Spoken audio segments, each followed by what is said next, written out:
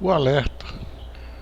O alerta é o título de um artigo é, que está inserido no blog da Organização Interministerial Agnes, do professor Armando Silva. Então eu quero passar a ler esse artigo que eu achei muito interessante, que diz que nós estamos diante de uma necessidade urgente de voltar às primeiras páginas, às primeiras tentativas de Deus para com seu povo, as primeiras oportunidades de servi-lo. As manchetes e noticiários gospels e evangélicos estão em comum acordo com os dias atuais, que estão cada vez mais difíceis com relação à pregação do evangelho. Então nós lemos em Isaías a chamada do profeta Isaías para o trabalho. Neste capítulo encontramos uma proposta e uma resposta. Não houve da parte de Deus uma formalização ou imposição na chamada. Nós vemos que em nenhum momento o Senhor disse para Isaías: você tem que ir ou eu quero que você vá. Não, nós encontramos Deus fazendo uma transformação do homem e colocando ou lhe dando a visão do seu trabalho, do que Deus estava querendo que fosse feito. Nós vemos no versículo 8 que diz: a quem enviarei ou quem irá por nós? Então, agora, conforme nós lemos na Escritura, o homem, agora Isaías, queimado pela brasa do altar, o pecado dele tinha sido tirado, a iniquidade aniquilada, achou-se com força para gritar: envia-me a mim. Veja que o Senhor começa a mostrar o que ele devia fazer e a quem ele deveria ir e por que deveria fazer. Todos os que conhecem a história de Isaías sabem o que significou para ele esta chamada e sua obediência a ela.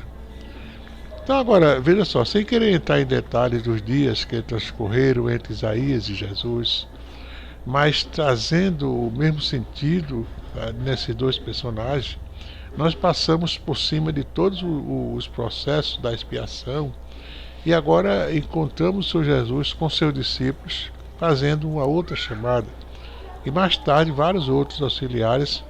Mas o mestre, ao reunir seus discípulos naqueles dias, disse: ide por todo o mundo e pregai o evangelho a toda criatura. É como se fosse também uma réplica do que Deus disse a Isaías.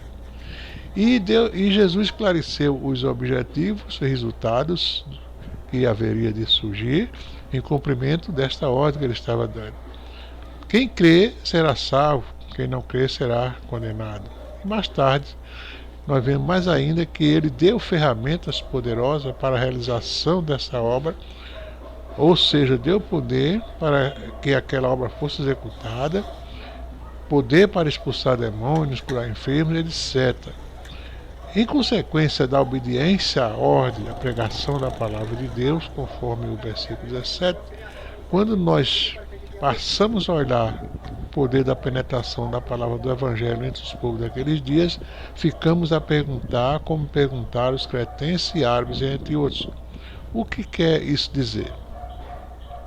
Mas, assim como Pedro se levanta entre os demais e, movido pelo Espírito Santo, toma a palavra e começa a explicar o que queria aquilo dizer, qual o motivo de tanto barulho e manifestações entre os discípulos do Mestre, hoje entendemos a grande transformação naqueles dias, o poder transformador que operou na vida dos servos do Senhor, o ímpeto de avançar, a vontade de alcançar a todos, a toda criatura, que tomou conta de toda comunidade, com tal forma que renunciaram a todos os bens materiais, vendiam suas propriedades, dividiam, repartiam, porque o desejo era comum de que todas as vidas fossem uma só. Seus objetivos agora tinham outro olhar, mais límpido, mais distante, real. Então, mais uma vez, deixo de analisar os acontecimentos abalizadores e fundamentais daqueles dias agora, do dia de Jesus. Vocês vejam que nós passamos de Isaías para Jesus, pulamos uma certa distância e agora saímos de Jesus, e eu deixo de citar personagens influentes e alicerces que foram na formação da organização da igreja, desde aqueles dias para chegar aos nossos dias atuais, quando escrevemos a princípio da necessidade de voltarmos às primeiras páginas, aos primeiros dias da igreja. Referia-me a esses momentos que citamos atrás. Claro que qualquer observador, por distraído que fosse, notaria a diferença social, econômica, cultural e até religiosa entre a era atual e a era apostólica, com seus dias de vida e pregação. Por isso não se pode simplesmente fazer comparações entre estes e aqueles. Os métodos e técnicas aplicados hoje não são apropriados para os dias dos apóstolos, mas são para o dia de hoje, assim como não foram os daqueles dias em relação ao dia de hoje. Espera-se que assim como aqueles tiveram o seu resultado aos atuais, também consigamos os mesmos nos nossos dias. E é nesse particular que faço uma interrogação. Estamos no caminho certo? E quando digo estamos, refiro-me a grupos e indivíduos. Podemos analisar partindo dos seguintes pontos. Qual o objetivo da igreja primitiva? Qual a mola propulsora ou a força que os impulsionava para alcançar sem muito esforço? Chegamos à conclusão que a força vinha do Espírito Santo, sua ação na vida de cada um dos seus servos. Naqueles dias, os servos passaram mais a trabalhar, o ir, a responsabilidade, a permanecer e tudo, enfim. Então, preciso também que hoje a motivação da força impulsionadora, que era e é o Espírito Santo na vida e no meio, infelizmente estamos tendo uma forte atração em muitas igrejas, muitos grupos, sendo levados e muitas pessoas se agregando e muito movimento em nome do Evangelho.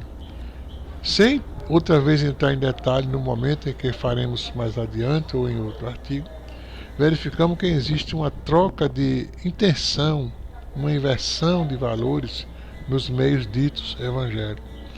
Isso porque, tanto na forma de adorar como nos propósitos, se verifica estas intenções.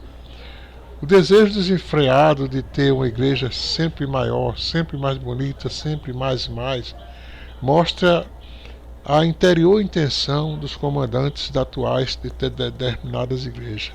A visão de uma pátria celestial parece que está sendo substituída por uma pátria terrestre.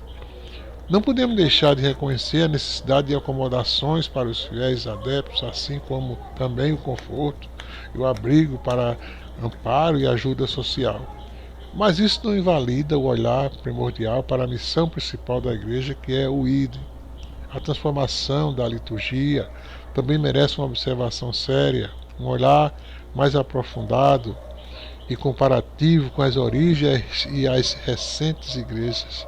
Forma das mais diferentes e distorcida de culto tem sido motivo de críticas e chacotas, ferindo o princípio nato evangélico e igrejas fiéis.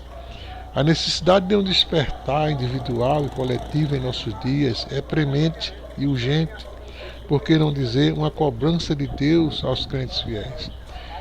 Verifica-se que estamos nos momentos onde deve se mostrar a si mesmo e ao mundo quem é quem, para com o mundo e para com Deus. Ser por ser não vai levar a lugar algum. Mudar de igreja para ser crente sem mudar de postura, sem transformação interior, sem saber nem o porquê da sua decisão, é vestir uma pele de cordeiro em um lobo e soltar entre as ovelhas. E o pior é que é isso que muitas igrejas estão fazendo.